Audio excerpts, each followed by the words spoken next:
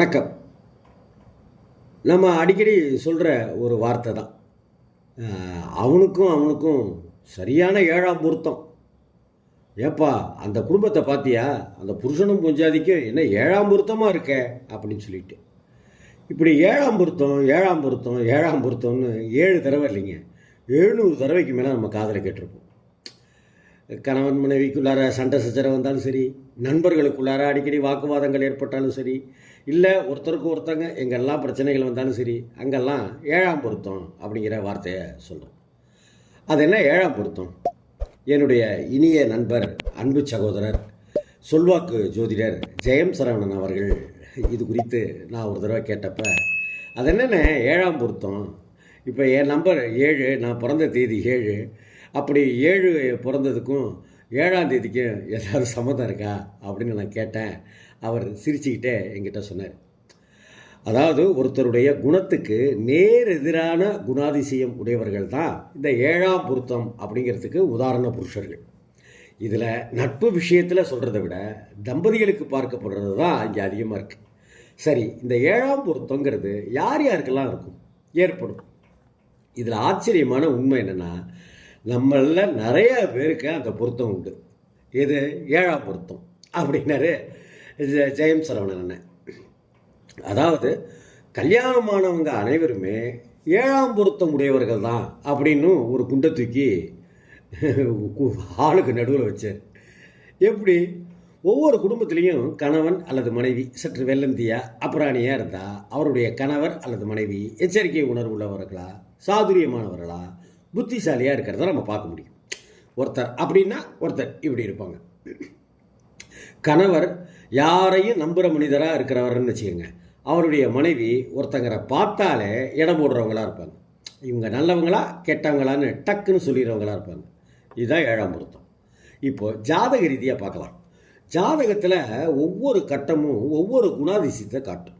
அது மட்டுமா, ஒவ்வொரு கட்டத்துக்கும் அதனுடைய 7ஆவது இடம்ங்கிறது எதிர் குணாதிசயத்தை காட்டக்கூடிய ஒரு கண்ணாடி.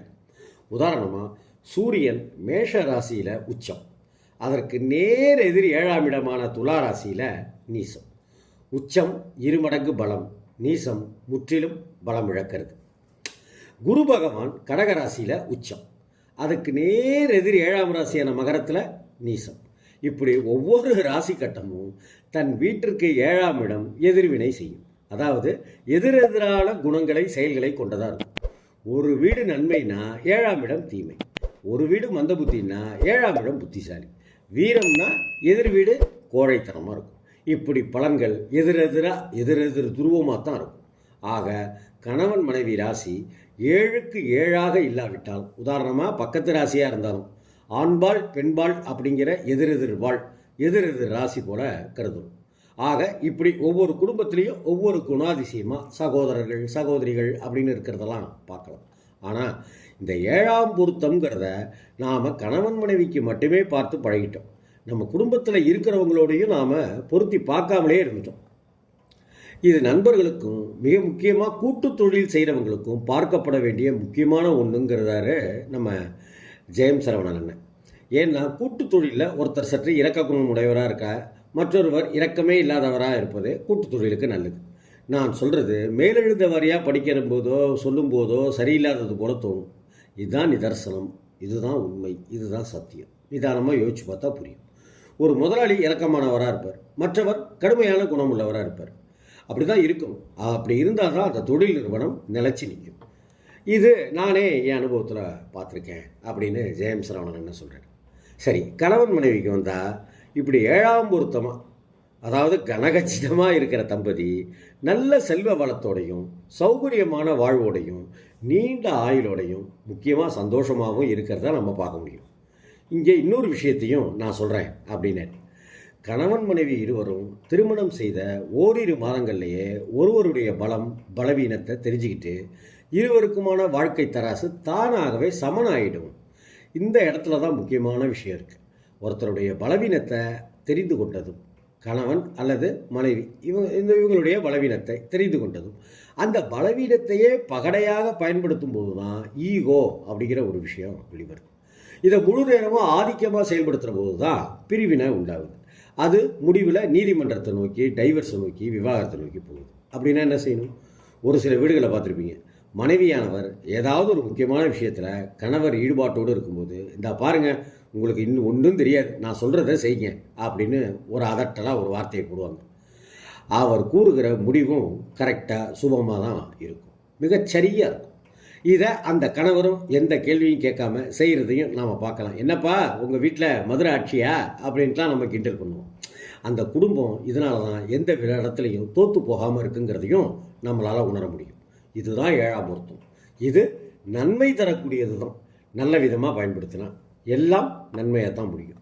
அப்படின்னா சண்டை சச்சரவுலாம் அது வெளி தோற்றத்துக்கு அப்படி தெரியும். உண்மையில் இது இருவருக்கும் ஒருவர் மீது ஒருவர் வச்சிருக்கிற நல்ல அண்டர்ஸ்டாண்டிங்னு தான் நம்ம பார்க்கணும். இன்னொரு ரகசியமும் சொல்கிறேன் பெண்களுக்கு. தலையணை மந்திரம் அப்படின்னு சொல்கிறாங்களே, அதை எப்படி செயல்படுத்திருக்கு? உண்மைதான். உங்கள் கணவரோட இடது காதுகளை, உங்களுடைய கணவருடைய இடது காதில் சொல்லப்படுகிற எதுவும் மந்திரம் போல அப்படியே மாறி நிறைவேறிடும்.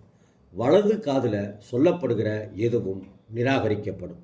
இதை செயல்படுத்தி பாருங்கள் அப்படின்னு சவாலே விட்டார் என்கிட்ட ஜெயம் சரவணன். குரு மந்திரம் அப்படிங்கிறது எப்போதுமே வலது காதில் வழங்கப்படும். அது நிலைத்து பலம் வழங்கும் அப்படிங்கிறது எல்லாருக்கும் தெரிஞ்சது தான் இல்லையா? ஆக அந்த இடத்துல வலது காதில் சொல்லப்படுகிற குரு மந்திரம் போல கணவருடைய இடது காதில் மனைவி சொல்கிற மந்திரம் என்பது, தலையணை மந்திரம் என்பது அப்படி ஒரு குரு மந்திரத்துக்கு இணையாகவே மாறிடுது. இங்கே வலது இடது மாறுது, அவ்வளோதான் வித்தியாசம் அப்படின்னாரு என்னுடைய இனிய நண்பர், அன்பு சகோதரர், சொல்வாக்கு ஜோதிடர் ஜெயம் சரவணன்.